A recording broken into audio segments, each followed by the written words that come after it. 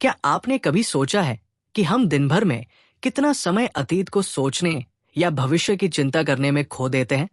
शायद ऑफिस के रास्ते पर, या मोबाइल स्क्रॉल करते हुए, या रात को सोने से पहले। हमारा मन या तो पुरानी बातें दोहराता रहता है या आने वाले कल की फिक्र करता है। और इसी बीच असली जिंदगी, यानी ये वर्तमान क्षण, हमसे छूटती चली जाती है। दोस्तों, आज हम बात करेंगे एक ऐसी किताब के बारे में जिसने करोड़ों लोगों की जिंदगी बदल दी है, the power of now by Eckhart Tolle. और मैं आपको कहता हूं, इस वीडियो को अंत तक जरूर देखना, क्योंकि इसमें जो सीख है वो शायद आपकी पूरी सोच ही बदल दे। एकहार्ट टोले कहते हैं कि असली सुख, शांति और आजादी हमें सिर्फ और सिर्फ वर्तमान में मिलती है। लेकिन हमारा मन ऐसा घोड़ा है जो या तो अतीत की ओर दौड़ता है या भविष्य की ओर। सोचिए, जब आप अतीत को याद करते हैं तो अक्सर दुख, पछतावा या गुस्से में फंस जाते हैं, और जब भविष्य के बारे में सोचते हैं तो चिंता, डर और अनिश्चितता बढ़ जाती है।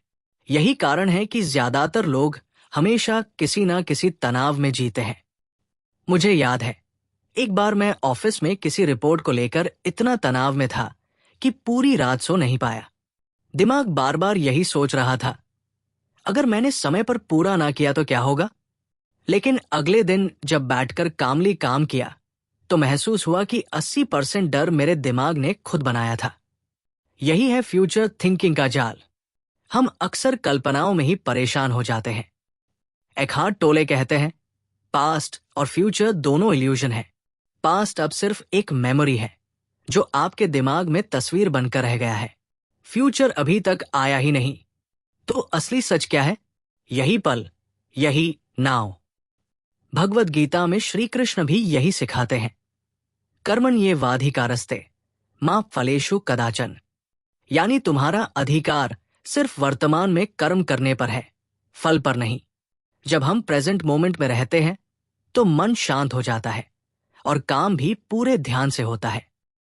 लेकिन सवाल है, प्रेजेंट में रहना कैसे सीखें?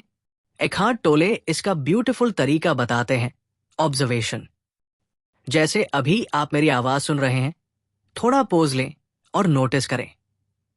आपके आसपास की हवा कैसी है? आपकी सांस कैसी चल रही है? कमरे में कौन से साउंड है? ये सिंपल अवेयरनेस ही आपको प्रेजेंट में ले आती है। एक बार मैंने ये टेक्निक ट्राई की। ऑफिस के आफ्टर आवर्स जब सब लोग चले गए थे, मैं अपनी टेबल पर बैठा हुआ फाइल्स देख रहा था। अचानक सोचा, चलो बस 2 मिनट सांस पर ध्यान देता हूं। और सच कहूं तो उन 2 मिनटों ने मेरा पूरा मूड बदल दिया। मन हल्का हो गया, टेंशन कम हो गया, और उस दिन का काम पहले से कहीं ज्यादा एफिशिएंटली खत्म हुआ। यही है द पावर ऑफ नाउ। एकहार्ट बताते हैं कि हमारा माइंड एक ऐसा रूममेट है जो नॉन स्टॉप बातें करता रहता है। कभी नोट किया है, आप बैठे होते हैं और दिमाग खुद से बातें करता रहता है। वो मुझे क्यों बोला? कल मीटिंग में क्या होगा? अगर मैंने ये गलती कर दी तो? इस इनर वॉइस की वजह से हम हमेशा रेस्टलेस रहते हैं। अब सॉल्यूशन क्या है? सॉल्यूशन है उस वॉइस को ऑब्जर्व करना, ना कि उससे लड़ना। जैसे ट्रैफिक को देखते हैं, वैसे ही अपने थॉट्स को देखो। एक थॉट आया, मुझे फ्यूचर की चिंता है, बस नोट कर लो, ओके, ये थॉट आया। ना उसे दबाओ, ना उसके साथ भागो। धीरे धीरे ये हैबिट डेवलप हो जाती है कि आप थॉट के गुलाम नहीं, बल्कि उसके विटनेस बन जाते हैं। और यही है असली फ्रीडम। टोले कहते हैं, पेन बॉडी नाम की चीज हमारे अंदर रहती है। यानी पुराना दुख, गुस्सा, डर सब मेमोरी के रूप में जमा रहता है, और जब भी कोई ट्रिगर होता है तो वो पेन बॉडी जाग जाती है। जैसे किसी ने कुछ ऐसा बोल दिया जिससे आपको पुराने इंसल्ट की याद आ गई, तुरंत गुस्सा आ गया।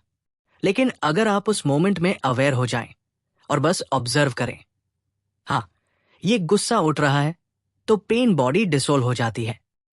ये बात मुझे बहुत रिलेटेबल लगी। कई बार ऑफिस में या घर पर कोई छोटी सी बात भी हमें अननेसेसरीली हर्ट कर देती है, और फिर पूरा दिन मूड खराब। लेकिन जब मैंने इस किताब की टेक्निक अपनाई, बस रुककर ऑब्जर्व करना, तो महसूस हुआ कि रिएक्शन धीरे धीरे कम होने लगा। सोचिए, अगर हम हर बार प्रेजेंट मोमेंट में अवेयर रहकर रिस्पॉन्ड करें, रिएक्ट ना करें, तो हमारी रिलेशनशिप्स कितनी सुधर जाएंगी। एखार्ट ये भी कहते हैं कि time itself is an illusion. Past और फ्यूचर सिर्फ माइंड मेड कॉन्सेप्ट्स हैं। रियल लाइफ तो सिर्फ इस पल में अनफोल्ड होती है, और जब आप पूरी तरह प्रेजेंट में होते हैं तो आपको एक अजीब सी शांति और एनर्जी महसूस होती है। यही है एनलाइटमेंट का पहला स्टेप। अब आप सोच रहे होंगे, क्या इसका मतलब है कि हमें फ्यूचर की प्लानिंग ही छोड़ देनी चाहिए? नहीं, प्लानिंग जरूरी है, लेकिन फर्क यह है कि प्लानिंग भी प्रेजेंट मोमेंट से होती है। जैसे अभी आप बैठकर कामली फ्यूचर की स्ट्रैटेजी बना रहे हैं, यह भी प्रेजेंट एक्शन है। प्रॉब्लम तब होती है जब हम प्लानिंग छोड़कर वरीइंग में लग जाते हैं। जैसे कभी आप एग्जाम की तैयारी कर रहे हैं, अगर आप सोचते रहेंगे अगर फेल हो गया तो टेंशन बढ़ेगा। लेकिन अगर आप उसी समय पूरे ध्यान से पढ़ाई करते हैं तो वो है प्रेजेंट में रहना, और यही आपकी सक्सेस का असली रास्ता है। किताब का सबसे बड़ा संदेश यही है, लाइफ इज नाउ। अगर आप अभी खुश नहीं हो सकते तो कभी भी नहीं हो पाएंगे, क्योंकि फ्यूचर आने पर भी वो सिर्फ अब ही होगा। मुझे याद है, एक बार किसी स्पिरिचुअल गुरु ने कहा था, अगर तुम भगवान को ढूंढना चाहते हो तो उसे अभी इसी पल में महसूस करो, क्योंकि भगवान भी इसी क्षण में प्रकट होते हैं, ना कि कल या परसों। और सच में, जब मैंने इस पर गहराई से सोचा तो ये किताब मुझे गीता और उपनिषद की शिक्षाओं से जुड़ी लगी। तो दोस्तों, आज से एक छोटी सी प्रैक्टिस शुरू करें। हर रोज कम से कम 5 मिनट अपनी सांस ऑब्जर्व करें। जब भी दिमाग अतीत या भविष्य में जाए, जेंटली उसे वापस लाएं इस पल में। धीरे धीरे आपको लगेगा कि लाइफ लाइट हो रही है, टेंशन कम हो रहा है और खुशी बढ़ रही है। एखार्ट टोले की ये किताब हमें यही सिखाती है कि जिंदगी बदलने के लिए बाहर कुछ बड़ा करने की जरूरत नहीं है, बस प्रेजेंट में जीना सीखना है, और यही सबसे बड़ी स्पिरिचुअल अवेकनिंग है। तो क्या आप तैयार हैं अपनी जिंदगी में द पावर ऑफ नाउ को अपनाने के लिए? अगर हाँ, तो अगले 24 घंटे में कम से कम 3 बार कॉन्शियसली प्रेजेंट रहने की कोशिश कीजिए। जैसे खाना खाते समय बिना मोबाइल स्क्रॉल किए बस स्वाद एंजॉय कीजिए। चलते समय अपनी चाल ऑब्जर्व कीजिए।